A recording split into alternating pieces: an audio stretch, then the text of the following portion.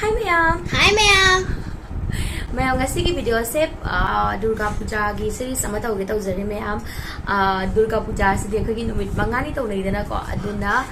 numit mangani gi tongan ba look manga ka share taw gena tawjari. Gena khanjari ngasigi look se yamna simple oina Saptami look oidoni abko ma'am.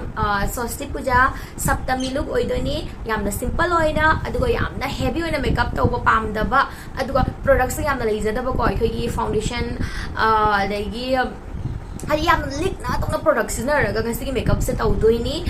concealer kai ka amta sina davida yari ma khai lik na tong na products na raga yam khar som simple oina aduga phadi sum phajaba ko aduga makeup oidini adudi me am video se yeng minarasi ai se ko hosik makeup how jo mang da skin care to bose am na maru oi ko mara madune skin care to lakchare phajana ai moisturizer ta lakchare hosik to udoi se makeup ki ahan step primer ni primer lagi hodoini aduga me amna sigi video da sinna doriba production se yamna hongba affordable product ngakta ni ko me amna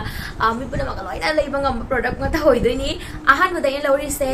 sigi insight ki primer 3-in-1 primer primes protects and moisturizes sigi se me am aduga aina ngasi scenario production se leiba pam laga di ko sigi se ahongba ngakta ni ko kai gumba leining ba taragadi description box sa maming lo ni iram ge ko me am aduga link pa maga su comment sum haibira o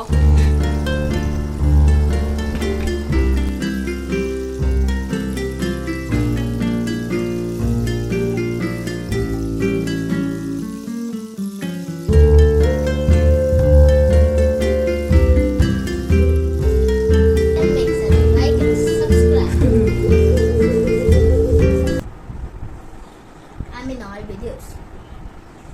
And I make a face to make you laugh. And that was the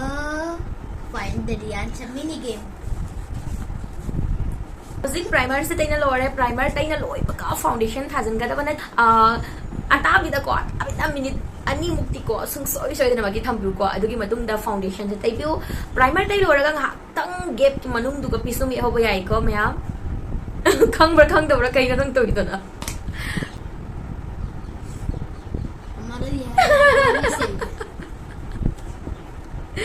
हमको तो continue करना था ना makeup करना continue करना है ना हाँ कंटिन्यू करो कंटिन्यू तो उतनी हजिंग makeup continue Hi, I found it. I use this as a mirror. Let's just see the reflection of the video. We can see also. Wait, we need to continue. I'm making you laugh. Okay. Didn't want to make you laugh. Now, let's start the mini game. Mini game?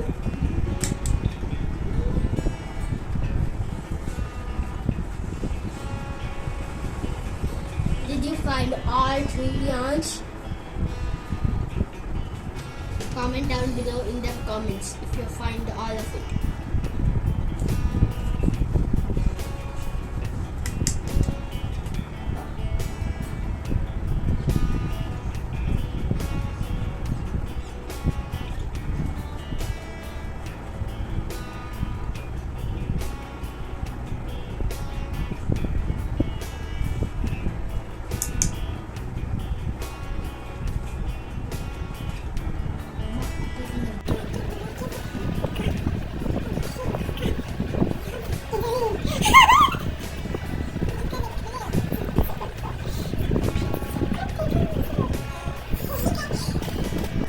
Why do I like Saitama in this video? Who is Tama? Saitama is the strongest hero in the world. If he punches her only one time, dead. The super villain is dead already. That's real.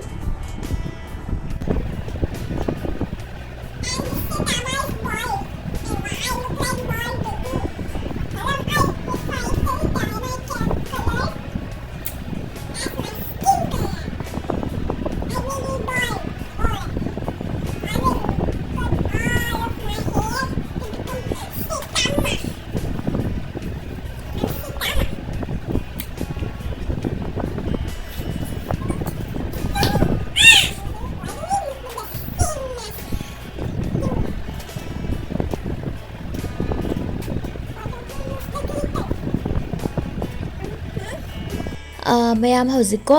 pisum se ek lora matung da ikuna soigina khajitang hendokiba chautokiba leitrane adugido concealer natraga foundation ama lawraga phajana kathat piba yai ko phajana kakna khotna sembi ba yai ba ko khara sumpi aning bo raga sumpi an ba yai aina hoji sinari se foundation ni ko foundation chana sum sinare concealer leitraga se ko foundation na sum sinaba yai kaim kaide asmaina kakpi basna pisum se eng matam da ko yam nan thok pa hai dar yang matam da aduga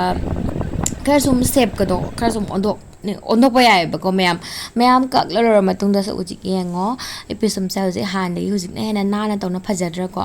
hojik aina toriba step se kai gumba dag duk leba taraga di tawbiro mai da kai imta dag duk leita taraga di si step se tawbagi darkar oide ko ahan bada primer tayro dui matung direct foundation ama lora tayro sum yare kai gumba pigmentation dag duk ama ma kai leita taraga di ko kai gumba dag duk leba taraga di aina tawraba step tawbagi darkar tai mayam conceal tawbiu conceal tawra matung da khogi skin color se ka chanaba foundation natraga concealer roga su yai natraga concealer leita taraga di foundation aduna layer am khak tawbiramo adugi matung da foundation thagani hoji mayam conceal tawna loi jare gi dark duk sing da khumjare ko adulora matung da foundation ama laure aina lauriba foundation se kaino gini abako inside ki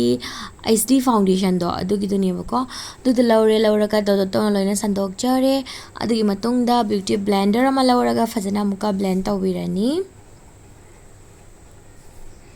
aduga mayam beauty blender sinariba se ko khoi akangba dry beauty blender sinagadaba natte ko kaigumba powder habidi powder product sinarak matam da khona dry sponge sinagani khona cream khoi cream gumba liquid gum product se blend tawbagi damakta khoina achotpa beauty blender sinabigani beauty blender do phajana ising tingdok piro phajana samdok piro kyam yam sumdokoni habada ising tarak try matam do adugi da sinaba yare ko adugi matung da hozik highlight tawbina bagi damakta concealer ama laure aina hozik lauriba concealer se Maybelline gi concealer ni sis laurani lauraga mit matak amadi mit makha yamna heavy oinate ko mayam ngasi makeup se dewy glowy makeup oidoini aduna ꯑꯩꯈꯣꯏꯒꯤ ꯕꯦꯁꯁꯦ ꯀꯣ ꯌꯥꯝꯅ ꯍꯦꯚꯤꯁꯨ ꯊꯝꯃꯣꯏꯌꯦꯕꯀꯣ ꯈꯔ ꯁꯨꯝ natural ꯁꯨꯝ ꯈꯔ ꯁꯨꯝ ꯃꯥꯜꯍꯟꯗꯣꯏꯅꯤꯅꯀꯣ heavy ꯃꯥꯜꯍꯜꯂꯣꯏꯗꯣꯏꯅꯤꯅ ꯍꯧꯖꯤꯛ ꯃꯌꯥꯝ ꯁꯦꯠ ꯇꯧꯕꯒꯤꯗꯃꯛꯇ ꯀꯣꯝꯄꯦꯛ ꯄꯥꯎꯗꯔ ꯑꯃ ꯂꯧꯔꯒ ꯑꯣꯟꯂꯤ ꯑꯟꯗꯔ ꯑꯥꯏ ꯑꯦꯔꯤꯌꯥꯗꯀꯣ ꯑꯩꯅ ꯀꯟꯁꯤꯂꯔ ꯊꯥꯈꯤꯕ ꯃꯐꯝꯗꯣ ꯑꯗꯨꯇꯪꯗ ꯁꯦꯠ ꯇꯧꯒꯅꯤꯕꯀꯣ ꯃꯌꯥꯝ ꯑꯗꯨ ꯃꯥꯏꯒꯤ ꯑꯇꯣꯞꯄ ꯑꯦꯔꯤꯌꯥꯁꯤꯡꯁꯦ ꯄꯥꯎꯗꯔꯅ ꯁꯦꯠ ꯇꯧꯔꯣꯏ ꯃꯌꯥꯝ ꯃꯔꯝꯗꯤ ꯉꯁꯤꯒꯤ ꯃꯦꯀꯞꯁꯦ ꯒ꯭ꯂꯣꯋꯤ ꯃꯦꯀꯞ ꯑꯣꯏꯗꯣꯏꯅꯤ ꯑꯗꯨꯒ ꯍꯧꯖꯤꯛꯀꯥꯟꯒꯤ ꯋꯦꯗꯔꯁꯤꯗꯤ ꯌꯥꯝ ꯀꯟꯅ ꯅꯨꯡꯁꯥꯁꯦ ꯁꯥꯗꯦ ꯌꯥꯝ ꯀꯟꯅ ꯁꯥꯗꯦ ꯍꯥꯏꯕꯅꯤ ꯃꯌꯥꯝ ꯁꯥꯗꯕꯅꯤꯅ ꯍꯨꯃꯥꯡꯁꯨ ꯁꯧꯗꯦꯗꯅꯀꯣ ꯑꯗꯨꯅ ꯄꯥꯎꯗꯔꯅ ꯁꯦꯠ ꯇꯧꯗ꯭ꯔꯒꯁꯨ ꯑꯩꯈꯣꯏꯒꯤ ꯃꯦꯀꯞꯁꯦ ꯀꯩꯁꯨ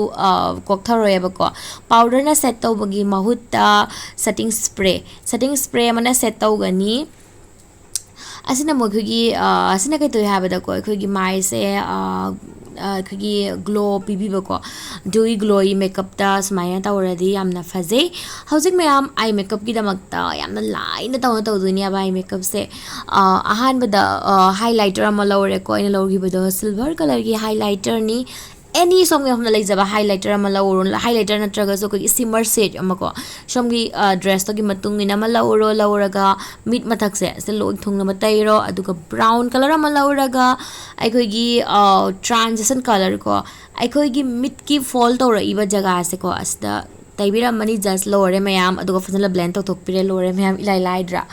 ꯁꯦꯝ ꯃꯤꯠ ꯃꯈꯥꯗ ꯃꯊꯛꯇ ꯇꯩꯈꯤꯕ ꯇ꯭ꯔꯥꯟꯖꯤꯁꯟ ꯀꯂꯔ ꯇꯩꯈꯤꯕ ꯕ꯭ꯔꯥꯎꯟ ꯀꯂꯔꯗꯣ ꯃꯦꯠꯇꯣꯀꯣ ꯁꯤꯃꯔ ꯅꯠꯇꯕ ꯃꯦꯠꯇꯣ ꯂꯧꯔ ꯃꯤꯠ ꯃꯈꯥ ꯇꯩꯔꯅꯤ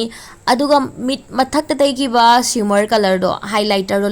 ꯂꯧꯔꯒ inner corner mitki amadi yengo mayam mit makhagi 1/3 portion boko thungna ba loina ko smaina mit makha smaina thungna loina ba taibiramani sina aikogi mit seng matamda khar som lauk thokna uhangani phajale mayam sum try tawbiu hauzik si palette asdagi contour shade laurani lauraga nose contour amuk tawrani aduga mayam kaigumba contour powder kaigak leitaba taragadi kaim kaide ko som ge phum leijaba eyeshadow leidna ko eyeshadow natraga ja any palette amadagi ko brown color ama lawro ko brown color ama lawra ga khoina contour color nesna ba yai same blush so adumaina ni aba ko blush thaba color khogi blush na ba yaba color leiraga di ko eyeshadow da ora so khogi pink color gumba peach color gumba adegi khogi dark pink adugumba do adumai khoina blush ona sumsina yai habadi product promak mayam suna leitraga su ko khoina ama smaina sum kai haini hex tawraga sum tawa yai hai tar mayam hauski palette ado do sum sinaraga contour powder lawraga aigi shape my shape ki matungina ko ina contour se tawjare kai gumba my shape ki matungina contour tawba se haitaba taragadi ko agi channel asida already video lebani ko adu yengo fazana gyan tanaba contour download matung da hozik blush amuk tai doini ahan bagi mayam blush kan tawre ko liquid blush tai gre ko adu gido mathak tu go sigi powder blush se sigi sina set tawjarani aduga mayam fazana blend tawgani akhoi makeup se mayam blend tawbada leire ko blend fazana tawringai gi makeup se nan na uduni ko fajaduni ko khadang da khazik naton da khazik amade laibak da khazik blush nan janbiu sna mu hena natural manaba habade khajani ta ngang leiraga topa maina topa color ma ubudu ko yeng matamna natural manana ko hauzik eyeliner ama laure na hauzik sinariba eyeliner se ina Zudio dagi lerak pani khuhong mani sigi eyeliner se ko Zudio gi se aduga mayam eyeliner se yamna phobadi oide haidi ko akhoi gi musin mu bodo do oide ba ko kar sum pai hai tare mai keno se adu raga sum mayam sum magi price ke haraga di sum phai hai tare eyeliner se mayam ka chiktang smai chingal laga ye kani abako yengo hozik mayam eyeliner yek pasga yek tabasiga mit se yek pasna henang phajaba hele ko brow bone pisum gi saru do ko aduda highlighter hapirani mit chengo tamda hena mu lauthok manaba mascara ma laura phajana taigani aduga ngasigi looks da koi mascara kari ka tan sorry false eyelash kari ka amata na poeba ko mayam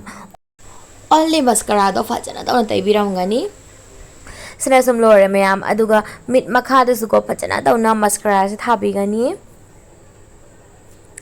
aduga mayam agi makeup se sum loirak tore hozik mi sengo mayam ahan mit to hozik ka lauthok pa manbra hozik mayam highlighter same mid akhoi eye makeup da sina giba highlighter do ko silver color gi do adu do lauraga highlighter ko high point sing do loina highlighter tai birani sina akhoi mai se glow ka bada kahan do ya ko mayam makeup se loire mayam hozik lipstick se thading mamang da ahan bada ko fazana boundary sana lip liner sana fazana ek tok jarani aduga mayam lipstick tharani lipstick thaluraga mayam setting spray chairaga sum lore mayam makeup se yamna ludbne ko mayam akhoi gi beginner sing na su tawbangam naba mi pro loi tawbangam makeup ni mayam yam su matam chang da ko ngasi makeup se lipstick ki tamakda sigi color se maming se mayam aishum ibiramage ko description box ta blue heaven gini ko color se am phajabani koi gi medium to dark skin tone da sum phajaga da color ni abako maze red or so kachitang brown gi tint yawe abako aduna warm undertone gi mix da siamna phajagani so mayam sini ngasi final look mayam hairstyle se ko sum taw pa magana sum taw ba yai kaim kai de ai yona di ko ai yamna hairstyle taw bodo pam de ko aduna ko is straight taw ragana sum taw re natraga curl taw ragana curl taw re smile sum thamme so mayam sini ngasi video se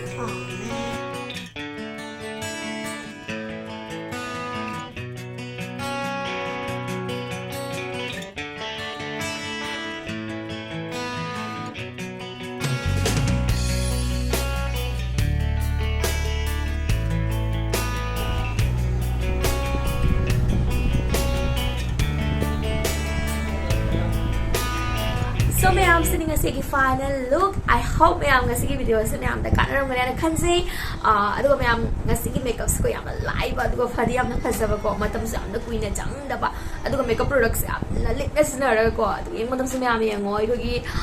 over man de ba ko yeng matam se yamna glowy oraga phasi ba ko. So na magi try taw ne ek video ngasi ki makeup se perfect oigani ko ki dress western Indian any outfit ko so na pam jaba chaga loi na picture ni ngasi ki makeup se adu me ngasi ki video se ngna nuai bi tar ga di video se nga kana phang bi tar ga di video se bu like to ba ka bi ga nu adu ga channel ase na no bo cheng bi ra por ga na sung so na subscribe to bi ra mu mathang na su phaja ba makeup look kya yeng ba ki tamak ta ngasi ki di me am video se matang asida solution jarage bye.